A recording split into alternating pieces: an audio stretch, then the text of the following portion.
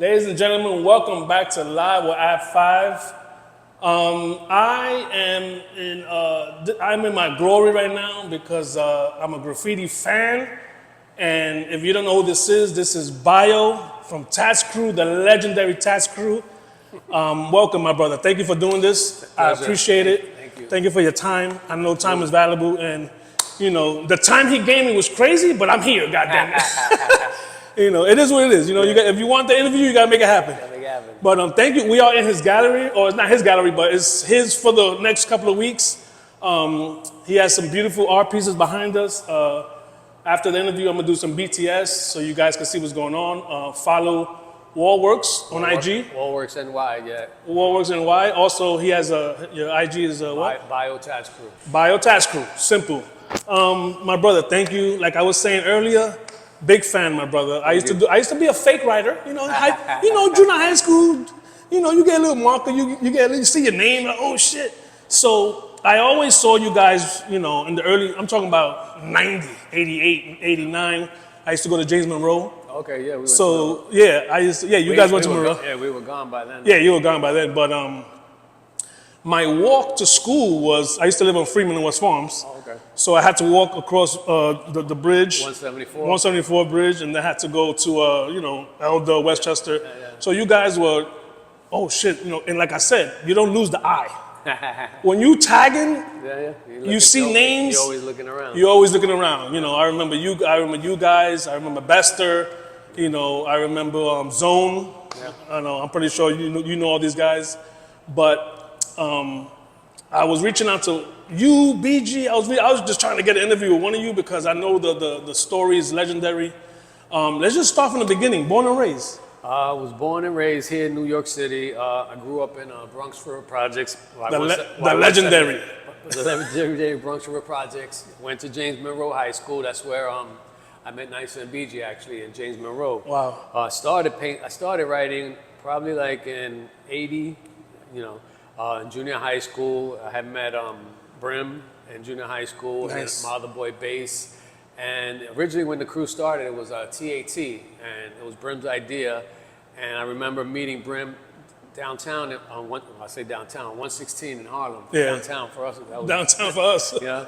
But and he had this idea. We were in Mac's building in Harlem, and he did like a TAT, and he was like, yeah, let's do this crew. It was like TAT. It was like tough ass team, the art team, whatever. So that became the crew. So it was me, Brim, Mac, and Bass, originally. Then when we went to high school, we started meeting the rest of the guys who became part of the crew, like Nysa, BG, Volcan, Shame 125, Raz, Sem 2, Per, rest in peace, Per. Oh, Per, wow, Yeah, I remember Per was originally part of the group, and he broke off and started FX. Yeah. But yeah, Ken, there's a bunch of us. I'm definitely going to forget names. Yeah. It's been so many years, but that's how the crew formed. And that was like the mid 80s, that when we started like becoming a force on the subways. Like we grew up watching, the guys like The Scene, Crash, Days, Dondies, Lee, obviously. Yep. So these were the guys that influenced us. So we were kids watching their work, and we were like, man, we want to do this. So, again, you start out as a toy, you don't know shit. Little by little, you're learning. You learn from your boy, he learns from this guy. Remember, there wasn't any YouTube or Google, where you can Google. You learn on your own for real. You had to go out there and do it. Yeah. So even from where to go rack paint, where to go find trains to tag, none of that was available information. So you had to get bits and pieces here. So, it took you a while, the learning curve. But once we had it, we started doing our thing, doing stuff in the tunnels, on the 6 train, the Ghost Yard, hitting different layups around the city, going all the way out to Brooklyn, catching trains out of Brooklyn. So it became a mission. And then the crazy thing is, graffiti's the type of thing that we did it 24 hours a day. I know you're not 24 hours a day bombing, but you're 24 hours a day plotting. You're like, plotting. We're going to go here. We're going to Queens to steal paint. We're going later to check out this layout. So it's a constant, or you're going back to sketch, to draw. So it was 24, and it's been 40-something years of that, of constant just doing, learning, and, even though been doing this for almost 40-something years, you still learn, you know. Hell yeah. I'm just learning now the digital age of Procreate and, you know, move and advancing to that. So You posted that today. yeah, I did. So that's something that you did, and then you make it digital. Yeah, I drew, like, that was a sketch I had did a while ago with pencil. Yeah. And then since I have my iPad, I was like, let me mess with it and just fill it in and see. Yeah. And, you know, it's just to learn it, because I used to started seeing like all this graffiti online that was really clean. Yeah. And I'm like, damn, how the fuck are they doing this shit? Like, I know it's either Photoshop or Adobe, whatever, Illustrator, one of those. I said, but I didn't know how to use those programs. But then Seth was the one who actually was like, yo, have you tried Procreate? And I was like, no, I haven't. So got an iPad, downloaded the program, and I'm gonna tell you, the thing sat in my house for like a year because I was intimidated. Yeah, 100%. I was like, I don't know how to fuck with this. Somos viejos ya. I was like, I mean, I know how to fuck with the phones and the, you know, obviously computers, but this program. So I was like, Seth was like, yo, just go on fucking YouTube and Google whatever, how to, whatever you want to do. So I went for beginners. I did like the first 10 steps. I was like, all right. So then I started playing with all the buttons, started getting more I said, let me try to do something. I did one little thing. I was like, all right, probably not the fastest way to do it or the best way, but I kept doing it to the point where now most of the sketches we do for our commercial work, I do them on the pad and, you know, send to the client this way. That's amazing, man. And that's where we at now. Let's go all the way back to what happens. You said junior high school. Are you playing? Are you just bullshitting with the pen? In junior high, once I spotted graffiti on the subways, I was like, from the OGs that you mentioned. Right. No, I saw this graffiti on the subway, and from that point on, I ran back to the projects. I started asking people. I was like, yo, there's some shit on the trains. What's up with that? They were like, oh, that's graffiti. You got to get a name. You got to get up. So I was like, oh shit, I need a name, I gotta get up. So then from that, like I said, from that point on, I started meeting different people, asking questions, learning, you know, trying to figure it out. And little by little, you know. Where does bio come from? Bio came from, I was actually hanging out in the projects, in the staircase. My boy, this kid named Kenny, he used to write VUE. And he had like, back then, writers, I think a lot of writers focused on hand style also. It was as important as the rest of the whole, you know, graffiti. So the hand style was, so he had really good hand style. So we went in the staircase messing around. I tried different names. I tried a VIO, but then people were like, oh, violin. I was like, no, I don't like that. Then I tried Bic, but there was somebody that used to write Bic before. So then my boy did like a BIO tag. And I was like, oh, that should look good. I was like, all right. So, and I just stuck with it. I kept that name and started using that name. Started, you know, my first attempt at Subways, I went to Zariga. It was like an elevated layup. Yeah. And back then the trains they were silver with like a blue stripe. Yep. So I only had I didn't have much paint. I had like a black, a light blue. So what I did, I filled in the top light blue. I used the bottom line of the train to fill in my bottom blue, and then I did a black outline. But it wasn't even like up to the windows because you had to step on the third rail. So my piece was like really small compared to what was happening at the time. You know, back then you had Scene doing like whole cars, Hand of Doom, like full production. So my little mosquito bite was, but for me, I was like, I waited and waited for like days to see it ride by, like just waiting to see it. And that's what you did. You know, you would paint. That's crazy, bro. And just go wait to see a name. And when I saw it, I was like, that was it. I was hooked. The bug hit you? That's it. I mean, I had the bug already, but that's next level. On the train, that's it. Next level. That's it. It's on from there. So I actually met Scene before. He actually, I think it was this one. Oh, tattooed you? Yeah, I went to to tattoo Scene. Yeah. That's when I met. He viejito ya, you know what I'm saying? But he's still. I think when he wasn't tattooing anymore, he was still there. He owned the shop. He owned the shop, yeah. But and now he's selling pieces as well. Yeah. He's doing great things in the West Coast. He's been figured out. He has a studio. He just maybe do 20 pieces at one time, and then sign them or some shit. He makes them affordable and sells them. Hey, out, you guys can do that as long as you want because you got people like me, bro, that admire what you've been doing for all these years. I'm almost 50, so like I said, I'm almost 60. God bless you, brother. So going, like I said, man, let's talk about the tags that I was seeing back then, right? The quick one. Let's go Like in the tag, the stages. street bombing.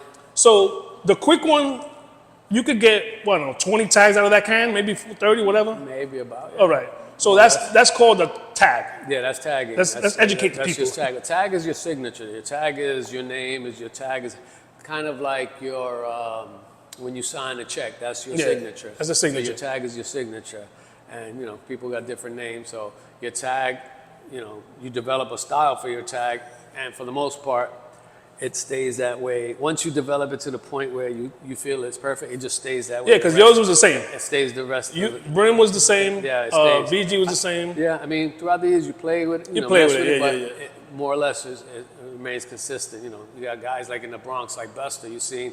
Buster don't change. He has a straight letter. You always can read it. My wife is actually, who's not into graffiti, knew Buster growing up because she said his name was easy to read. You could always see it.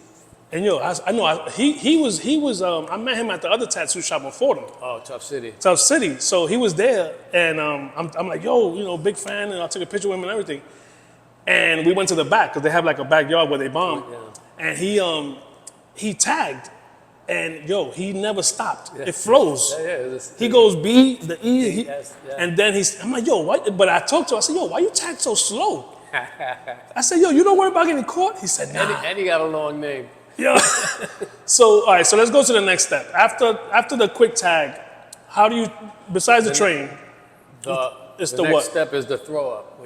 Which is a quick, fill in. The background. Quick, like a bubble style or whatever. People have different style throw ups, but that's just throw ups are to cover bigger space, but they're also meant to get up faster. Like tags, you can do a lot of tags, but throw ups you can fill up larger amount of space, and they're quick to put up. More to see. It's better to see. Yeah, you should.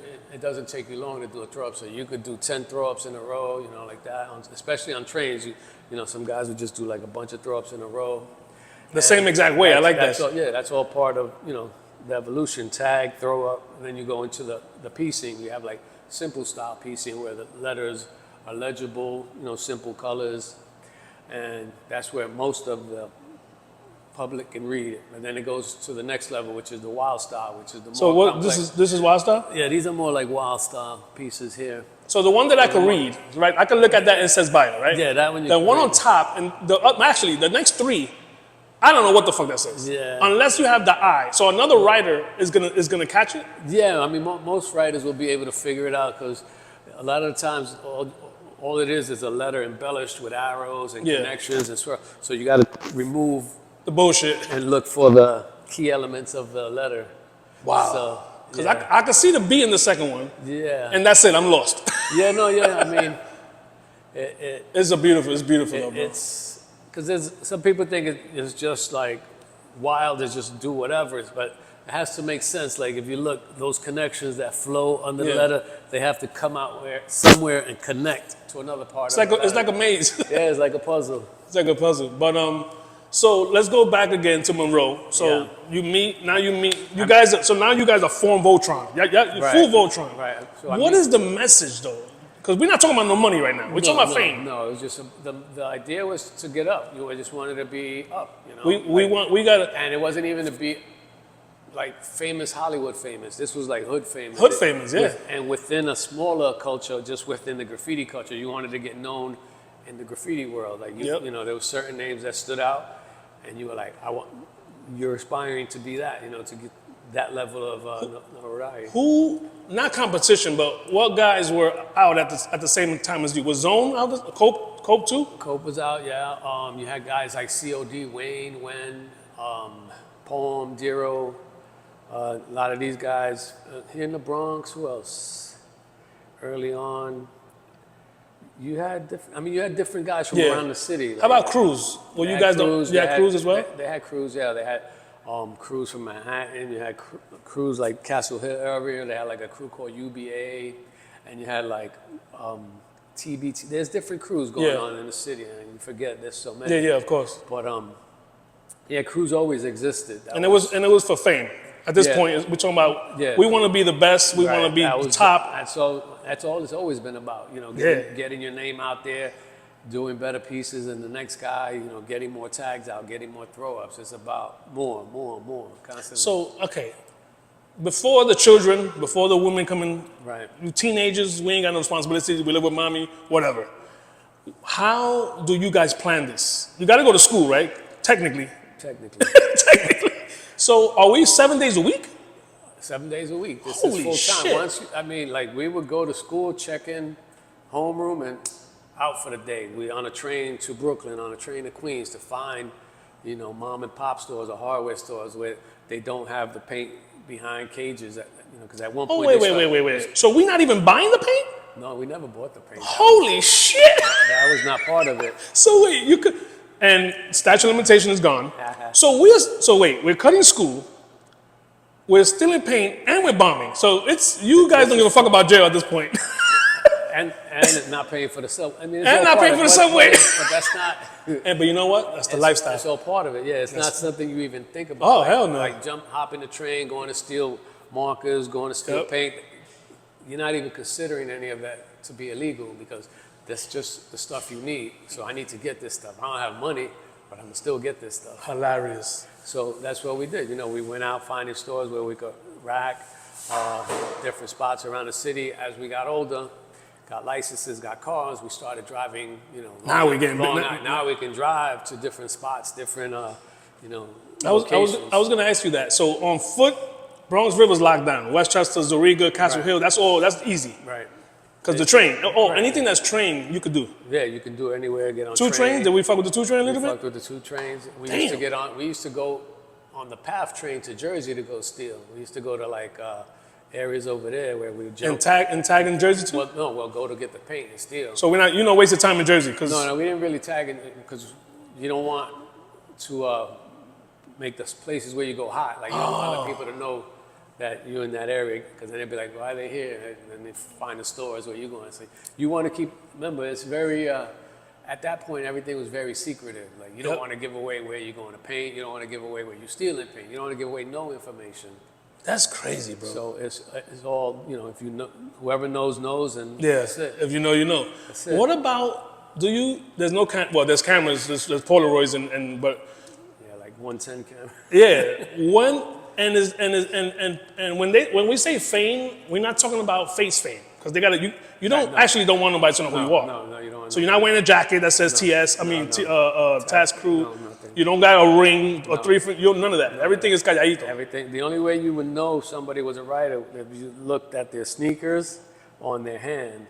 Because back then there used to be this purple ink that you stole from supermarkets. They used to use it to fill up those price guns. Yeah. So that ink was like a dye. So we would steal that ink and then mix it with like Flowmaster Black. So what happens is like when you tag, it's black because you had mixed it with the black ink. But when they buff it, that purple ink stayed behind. Like it would soak into the paint. So when they clean like it, a dye, it would stay. Yeah, it was like that. So that's a good thing. That purple ink was strong. So if you got it on your hands, you had it on your hands for a couple of days. Like even if you scrubbed it, you see like faint. So so if you had a wedding, right? And if you yeah. had a wedding, right, and you dress nice and you don't know, fingers. and you be like, yo, who you, man? Yeah. Who you? I'm Bayo. Who you? Oh, I'm whoever. Basically, because that's how you knew. You would look, you would see specks of paint on somebody's sneaker or ink on. Because we're not using the gloves at the time. I mean, some people use gloves, but after a while you take them off. And, it's plastic. It rips. Okay, so let's talk about now. Like you said, now you're in cars. We're going to hit Brooklyn. We're going to hit Queens. We're going all over, yeah. Damn, that's amazing. When does real life take over? Like, let's say you meet your wife, your first baby, your first wife or your kids.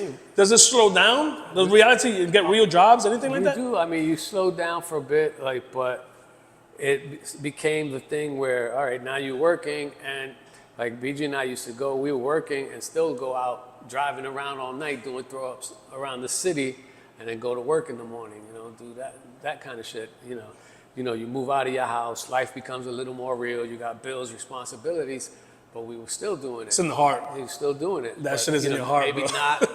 not as much as you were when you were a bit younger, but it doesn't die out. And then, we always kept painting out, like, in the neighborhoods. Mm-hmm. Once we stopped doing trains and kind of got pushed out into the street, we started doing, like, walls in the neighborhood here and there. And eventually that led to doing memorial walls, which is probably early 90s, I want to say. And the way the memorial walls came about, that was just by accident. It was like we were painting in Bronx River, we were doing a wall, and on the paddleboard court, illegally, some dude that I knew from the project came by. He was like, yo, put my brother's name, my brother got killed. And so we did his brother's name, his name was Pollo. So we did a heart. We did like those old school tattoos, a heart, the ribbon. Yeah. So we did a heart with a ribbon with his name in it. The year he was born, the year he died. Off to the side on the wall somewhere that really didn't think about it much. And then a couple of weeks later, somebody else from the project was like, yo, my cousin got killed. I want to do like some stuff y'all guys did for Pollo. So, but this time the full wall was dedicated to just one person. It wasn't part of something else. It was just this whole wall is going to be for this person. So there was a chicken spot across the street in the projects.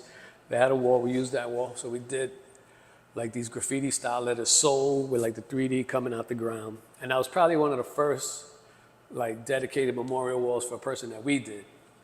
And it had no portrait, no face, nothing. It was just his name with 3D coming out the ground. After that, somebody else approached us. Yo, we're gonna do another one. We're gonna do it. And then maybe 94, we do our first one with a portrait, which was one of Fat Joe's boys, this kid named Tony Montana. I remember that. So we did and this time it was a huge wall. We did an entire paddleball court, and we did his name, and then we did a portrait. So that was the first time we did. I seen that one. With Yeah. a portrait. That's legend. That one's legendary. Right, so that one actually, I think it's on the back of one of Joe's albums. Yeah. So that was the first time we did a memorial wall with a face. And from there, it got to the point now where we were doing walls for people we didn't know. Because in the beginning, we kind of knew a little bit about the person, knew them or whatever, knew the family, whatever. After a while, we had complete strangers reaching out to us, yo, I want to do a wall for XYZ, this happened. So it became like a pattern, like a template where we would now have to sit with the family and friends and discuss like what these walls are going to be, because we don't know the person. So like, what do you want on the wall? What they his into, name, what yeah. kind of lettering, obviously a portrait, but we would try to personalize each wall to the person. So we're like, what kind of hobbies was he into? Like, was he motorcycles? He like music, baseball, sports, whatever. So we started like putting themes to these walls to kind of match the people. And the crazy thing about memorial walls is that these walls, you start out not knowing anybody, like from this neighborhood, from this block. By the time you finish painting the wall, you know so much history about the person you're painting. Oh, because they're going to come. Because everybody's talking to you as you're painting. And they're sharing their memories of this person with you. And you create this bond, like painting, with people that are complete strangers, because they're sharing with their most intimate memories of this person. So it's a little different. The memorial walls were different from painting the other stuff that we did, because it had more of a human connection, like neighborhood kind of interaction. And it was crazy. We were doing different neighborhoods, going around, just knocking out memorial walls for people we didn't know. At what point, the first, the second, or the third, when does it become a business? And you say, you know what, we got to put By that point is when we started doing, it became a business. We were doing memorial walls early on. We were doing local mom and pop stores. Like we started out doing stuff in the neighborhood, like somebody be like, yo, the guy from the bodega wants you guys to paint something on the side. And in the beginning, obviously, we didn't know how much to charge. Nobody's really done this before in this way. At least we had it. Our families didn't come from business background, so we didn't know anything about business.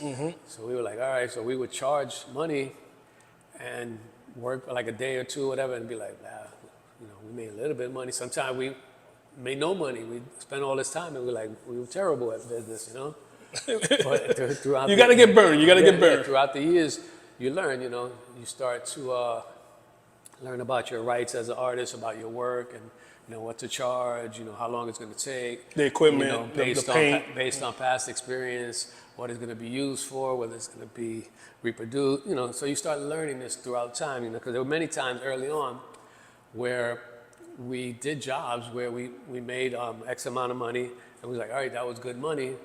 until we see the full scope of the project, and we're like, that was not good money. We got jerked. And we just didn't know enough that, you know, there was going to be more. And the customer might not know either. Sometimes the customer knows, but in business, you know what? It's not They're not nobody's gonna- business to tell. if you don't know, you don't They're know. not going to tell you you deserve more. Nobody's going to say, hey, I want to give you more. Yeah. They're going to try to get what they need for as cheap as possible, and that's just the nature of it. It's your business to know your business. That's a fact. But I'm pretty sure, you know, it is what it is. And because, bro, you can look around and there's still throw ups. There's young kids learning. There's still young kids. That's worldwide. That's where, that shit is worldwide. Oh, speaking of worldwide, because I know Brim is all over. He's all over the world. He's a traveler. He's the traveler guy, right? Yeah, Brim was actually lived in China for a while. Yes. Yeah, Brim likes to move. Brim always been that way. You know, he's always liked to move around. So, Brim, we actually went out to China when Brim was living in China. You know, we did some stuff out in China. I think he's in the West Coast now. I haven't seen him in a few years. No, he's the traveler of the crew. Yeah. He's always on the go. Let's go back to you mentioned Fat Joe. Yeah. Shout out to Fat Joe because I know that you guys are tight. What I remember, what sticks out to me right, and obviously the Tony Montana one, rest in peace to him, but the True Story album. How many y'all did like a whole? You did, it was Yellow with the True. His first album, the Terror Squad album. Yes.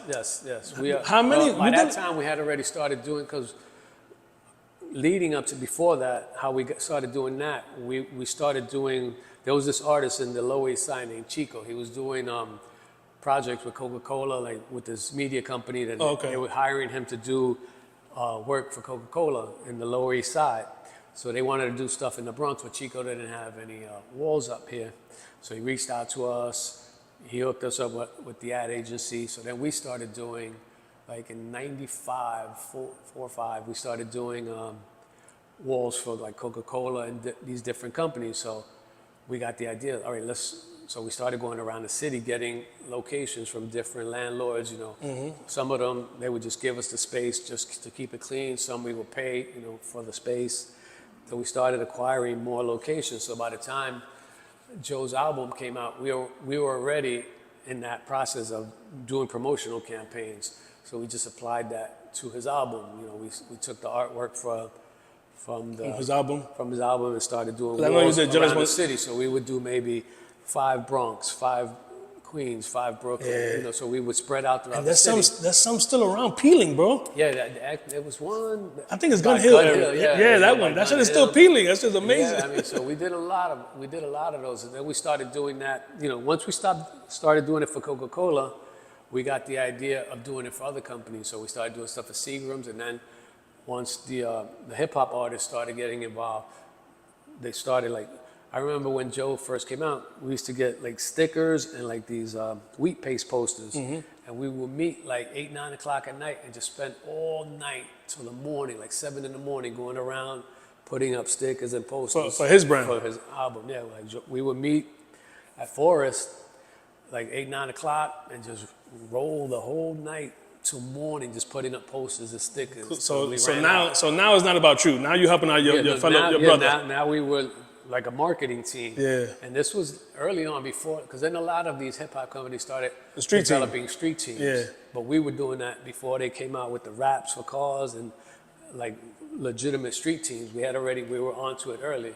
I seen, bro, and people, I tell people this all the time. They be like, get the fuck out of here. I used to live on West Farm and Freeman, but then my mom's, we bought a house on Elton and 155th. Okay. So I'm still gonna go hang out on my block. I don't know where I'm going. We just live there. So from Freeman Street, you get on the 2 train and you get off on 149th and 3rd, the hub, and I gotta walk literally through 3rd Avenue to get to Nobody Beats the Wiz, remember? Yes. So that hill, that's Elton right there. Bro, I remember Joe. First of all, I remember Joe tagging Crack. Crack, yes. On 3rd Ave, because that's a famous tavern. There was an abandoned lot there. You had a Crack. Yeah, a big Crack. But I saw him do throw-ups. Oh, okay. And we're talking about 92, right? Now, and I don't know if it's the same guy until it hit me later on. Now I see him putting up flyers and shit for rap, like, cause there's no internet. Yeah. Bro, I see him putting up his shit for his album. He's his own street team. Yeah. And people, I'm like, they're like, yo, you saw? Yes, I saw Fat Joe doing that shit. Yeah. And I met him a couple of times after that, but How did that relationship start like that? Was it business or y'all knew each other from the hood? No, we met. Brim and I went to some hip hop event, and I don't even remember what it was. Africa Bambaataa was there, and I don't know if it was Bambaataa or whatever, but Joe was there, and we met Joe, and then Brim had just started street bombing again, so Joe had seen some of Brim's tags, so he was like, oh shit, yo. So they started talking, and then Brim and Joe started going street bombing together. Then we just Joe's nice. Right, so then we just started hanging. People don't know, Fat Joe's nice. Joe hadn't come out with an album yet at that time. Like, he still hadn't released his first album. So we became cool, you know. We started doing some pieces, and then Joe came through, did some stuff with us. And I remember we did a video for KRS-One. I think it was a Mad Lion video. Mm-hmm. It was like 94. We were in the back of this school by 3rd Avenue. I think, what's those, Washington Projects, I think, 169th and 3rd Avenue, something like that. We were shooting the video back there for Mad Lion. So Joe came through. We had did some pieces. It was me, BG, Joe, and I think Cope painted at the end. And it was for Mad Lion. It was for a Mad Lion video. And from there is when TAT became TATTS, because it was 2 crews. It was TAT and TS. But since we were doing I remember that. So we did a TAT, and instead of doing 2 T's, we just did TATTS, like that, connected. Yeah. And people started saying, oh, you guys are Tats Cru. And we were like, no, it's TATTS. But after a few times, it just stayed that way. It was like, yeah, it's Tats Cru. It became Tats Cru. It's like me. My name is AB5. AB5. Yeah, whatever. Bro. I'm tired of correcting people. I'm not gonna fucking correct people no more. So, you know, let the people that don't know, his name is Joey Crack because he used to tag crack. Yeah. It was Crack T. And he wasn't no slouch. He was nice.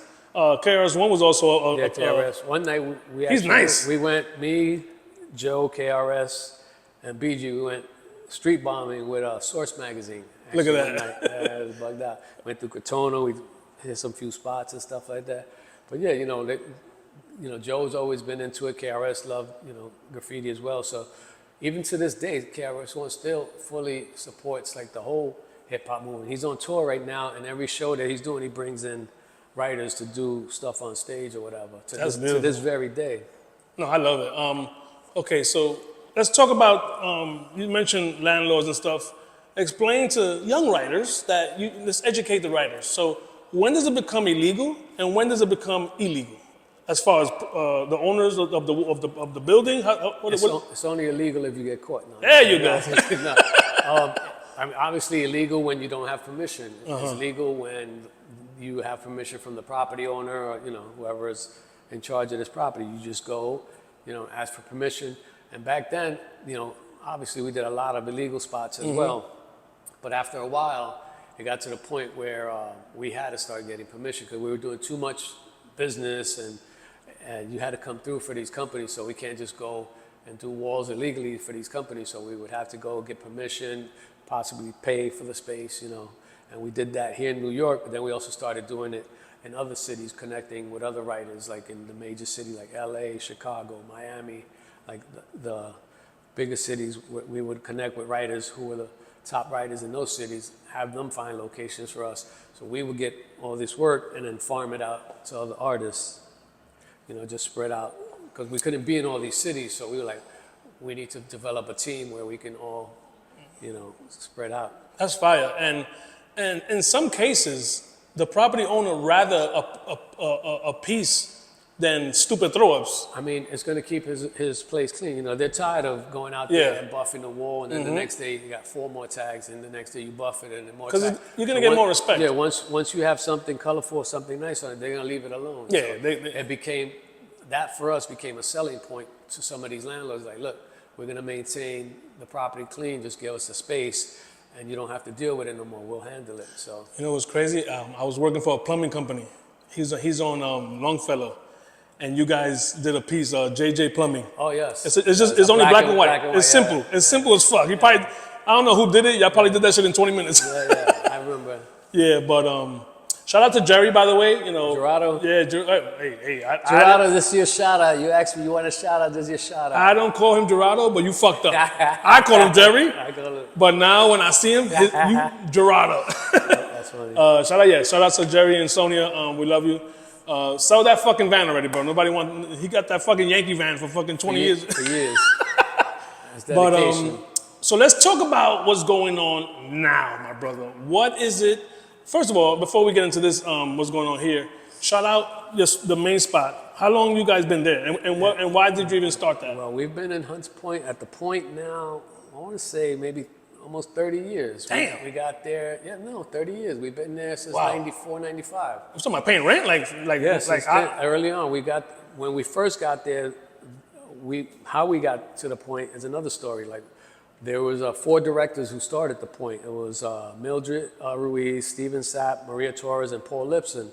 So they were the 4 directors. So they called us in, and they were like, hey, remember, the point's still undeveloped. It used to be like an abandoned bagel factory or whatever. Yeah. So we went in there, there's nothing, there's garbage, there's pipes. And they're like, yeah, we're gonna build, this facility is gonna have, arts, it's gonna have economic development for the neighborhood, And we're looking around, and we're like, man, there's nothing here, right? So we're like, all right, so then, call us when you guys are ready. We'll come through and paint something.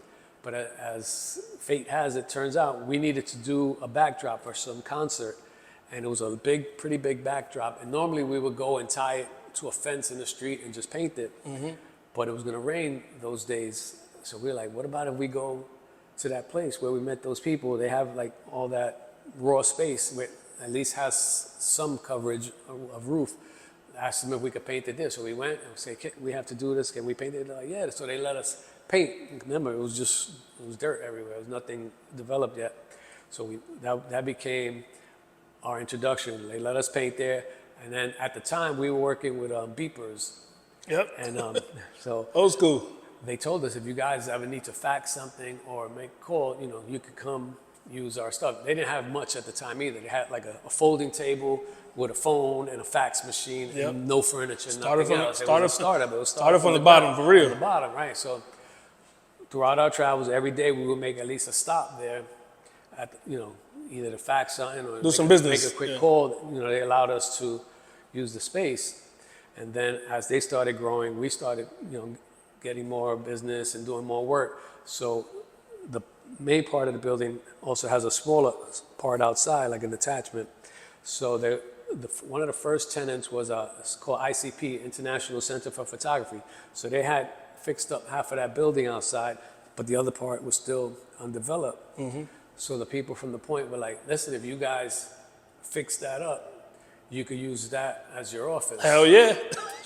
So we put together our money and we fixed up that side. We worked out a deal with the rent, and we've been there since for many years. Throughout the years, the point grew. Obviously, they got bigger budgets, staff grants, and stuff like that. And we started growing, doing business internationally, commercially. So we would bring people to the point. So we've been there. You used it as an office? Now. Yeah, it became our space. That became that space where we're in now. Still, we've been there 30 years almost. And you guys use it as a real still use it. We're still there. 9 to 5. If you want to do business, come see us. That type of thing. Well, we're there in and out because a lot of times we're out. We mostly use it to answer the phones or meet people or whatever.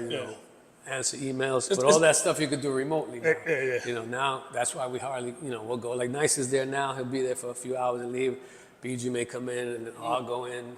Yeah. And then, people always come from overseas. Like in the back of our yard, we also have a fake train. So we let artists who come from other countries paint in our yard and stuff like that. So we always have visitors and people coming through.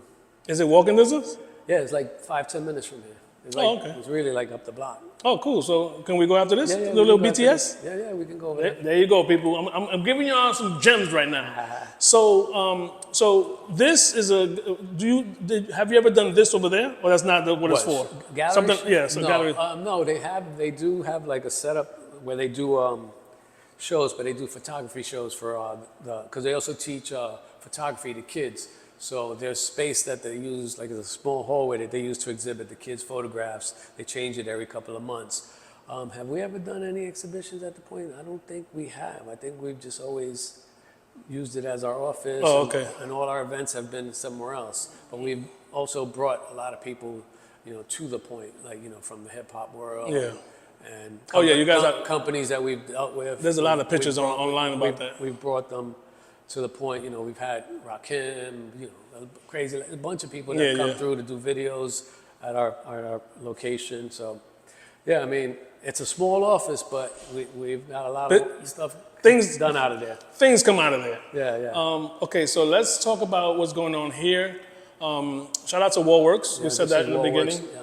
So here is this is actually a new location for Wallworks. They originally started on the Bruckner was their first location, and they moved to a second location for a few years. So now they're here. This is the first year they're here, and this is my third solo show with them. You know, Wallworks was started by Crash and his daughter Anna Matos, who is obviously the gallery director. So they've now, I don't know how many years Wallworks been in existence, but this is their third location. So I think my first show with them was in 2016. Nice. At the original location. That was my first solo show in like a gallery space. I had done one solo show prior to that, but it was at this place called Bob's, like a small bar on Elridge down in the Lower East Side. Nice. So I did a small solo show there, but that was my first solo show in a gallery. Then I did a second one in like 2018. And then after that, nothing, because then COVID came, and they were at a different location. And then when they moved here, a couple of months ago, like just a month ago, Crash and his daughter reached out. They were like, "You want to do another show?" And I was like, I didn't have a lot of stuff ready, so I was like, I think I could be ready. So I started working. I had a few pieces that were already done, and then I just put together the show, and here we are, my third solo show at the this is beautiful. New location. No, this is beautiful. I'm gonna give you guys a BTS when we're done. What is it about? Where does the heart come from? Because I know you have the heart. Yeah. BG has the pump. That's his thing. Hydrant, yeah. What is that about? That just became, as you're painting throughout the years, it's just stuff that you do and it kind of becomes attached to you. The heart, I first did it in 2009 in Puerto Rico. Howard Nazem, who are part of Tats Cru, they were originally from Germany, were out in Puerto Rico doing a mural. I happened to be out there. So I said, let me go by, see what they're doing. I stopped by the wall, and then they had this huge wall they were doing, but further down the wall there was space, and they were like, yo, why don't you go paint over there?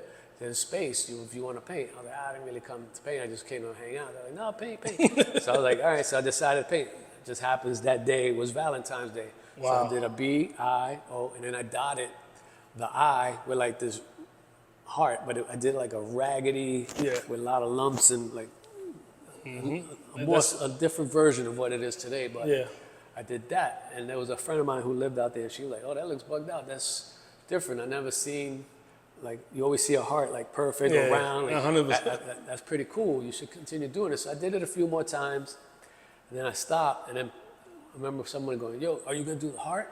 And I said, the heart. Like, yeah, you know that heart you do with all the, I was like, yeah, I'll try. So I started doing it more, and then as anything, you know, in life, it evolved to what it is today. I started being like, what can I do with this? So initially I would do it like burgundy, red, orange, or pink, whatever. And then I started getting ideas where I could fill it in differently. So I started doing patterns inside. I started doing different colors. And then when I was traveling to different countries, like I would do the flag of that country inside the heart. Nice. And then the heart took on a life of its own, and it became now something where it was no longer something in the picture. It became the focal point of it. Like I did entire walls where it's just the heart, like a huge heart. No, it's beautiful. And it became, and then, you know, the style, the shape of it started to evolve to what it is today. So this is where we're at with it. I don't know how many years, since 2009. That's beautiful, man. So when it comes, when you said you had a couple of things ready, yeah, I had one or two paintings like already done. So in a month you had to do everything else? Yeah, like I had, this one was done. This one I had to finish some stuff on it. This entire wall is new. These I had done, but they weren't for anything in particular. I had just these. Every so often I'll do canvases. So if we go to your house, there's a. Oh, there's way more. But wait, is it up or is it just thrown around? It's just storage. Yeah, wait. How does your wife feel about this? My wife loves art, so she's okay. It worked out. If I leave it up to her, she wants more, but she like so I had, you know, some of these I did prior, but never really showed them anywhere. So I was like, I can use those. Nobody's really seen these. Like these two I had used, but nobody really seen. So, you know, I had a few done already. That Bronx piece is fire. Yeah, that was new for the show. That was actually the last piece That is I finished fire. for this show. And I did that one because we've done a few walls like this around the Bronx where, you know, obviously bigger. So inside the letters, we have images from the Bronx. So I was like, let me do at least one, you know, kind of echo the. All right, so the stuff on people street. are going to be asking, are they for sale? Yeah, all the blue dots are sold. Okay, gotcha. And then the ones that don't have dots, and so that one should have a blue dot too. The bottom one, that's gone too. So there's not. So blue dot means gone. Yeah, those are gone. So this one, those are gone. These, like the ones that don't have, those are the only ones available. Yeah, and we don't, and on my podcast, we don't talk about numbers, so don't ask how much. That's private, DM him. Or they could come look at the price sheet. Hey, oh, the price sheet is here. Sheet, yeah. Because that Bronx one is looking nice. I don't know. I'm going to show you that Bronx when So, we finish. Yeah, there was a few people that were like interested. That's fire, man. But Beautiful, my brother. Yo, I just want to say thank you, man. Because Thank you. I've been doing this for about 3 years. I've hit the DJ world. Nice. I've hit, you know, I had a couple of rappers. I've hit mental health. I've hit. Okay. I've always said I gotta get graffiti, and I'm not gonna get graffiti if it ain't Tats Cru. I said it, and I said it from the beginning. I brought it into existence. I appreciate it. I hit up BG. You know, he hit me with the. You get Yo, BG. I got you, bro. I got you. You know, got so. you. Don't worry, BG's But gonna come through. yeah, it's everything is timing. In this interview world, everything is timing. Yeah. Everything is availability. Everything, we got families, you know what I'm saying? So if it ain't Monday, yo, how about Tuesday? Me and him was going back and forth. Tuesday, Wednesday, 1 o'clock, time, 5 that o'clock. time, this time, You gotta make it happen. And podcasters, if you love what you do, and you want that person, don't take it personal. They're not dubbing you. They're just busy, and don't get impatient. Hit him. He told me, follow up. You gotta follow up. Persistence overcomes resistance, right? People forget, you know what I'm saying?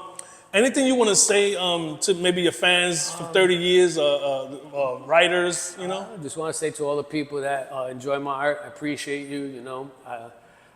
It's always satisfying as an artist to have people, you know, enjoy the work you put out. You know, you as an artist do it, you create it, you put it out there.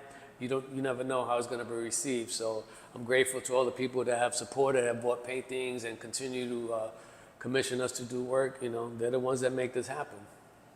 And hey, man, this is it, ladies and gentlemen.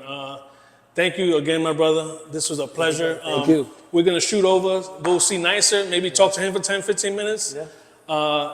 And there you go. Bio Tats Cru, legendary. Peace. Wraps around the door, continues down the stairs.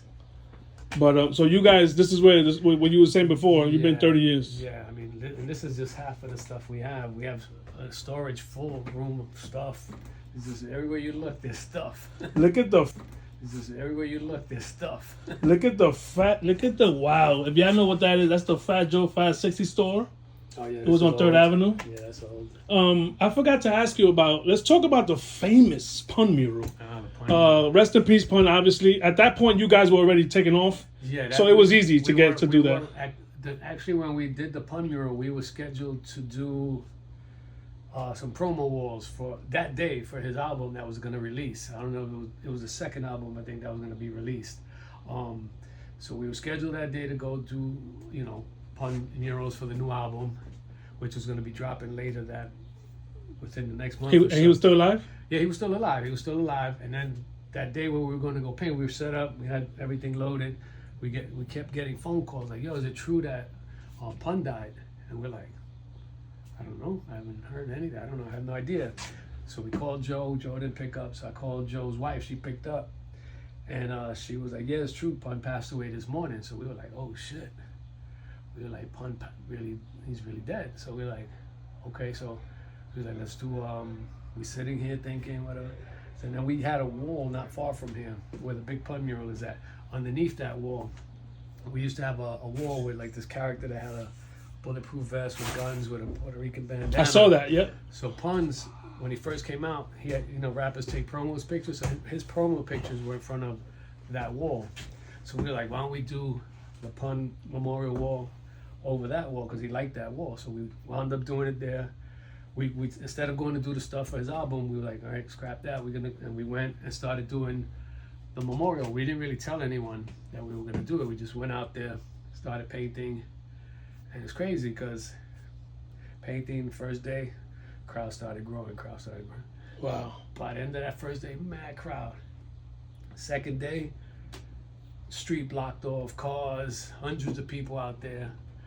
You know, rappers, Joe came by, like Ja Rule, a bunch of other people were coming through to pay their respects.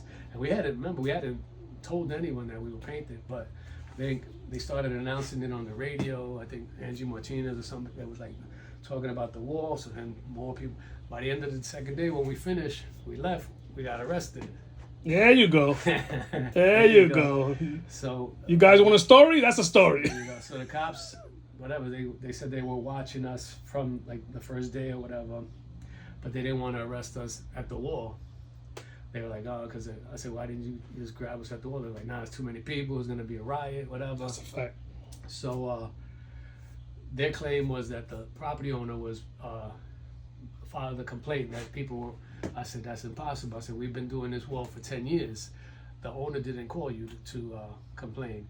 But what happened, we found out later, was they told the owner, yeah, there's some people writing on your property, but they didn't say who or what it was. Mm-hmm. So she doesn't know what's going on. So, boom. So we got locked up. We spent overnight in central booking. And then the next day, as quietly as we got arrested, they let us go out through a back door. I was like, I don't know what happened here, but... And there you go, man. But my brother, thank you for everything you do. You guys are amazing. Rest in peace to all the murals that you've done. You've done so many on Watson, Hunts Point. Hunts Point. And all through here, through Simpson. Everywhere. And you know what? And I'm sure that those families appreciate, because you guys, it's sad while you're doing it. It is very and sad. you can see the mom come by, like you were saying in the interview. The mom comes, the friends, it gets emotional. It's real. You're dealing with raw emotions at that moment. It's a lot of times it just happened. A week before, their loved ones just passed away. I remember one wall we met with this guy, and we're doing the writing down, what's going to go in the mural, and so we get to the part, we're like, what are the dates? When was he born, when he died? So then he gives us the date of his death, and I'm like, this is today's date. He's like, yeah, my father died earlier today. I was like, oh, damn, okay. I'm like, wow. And there you Crazy.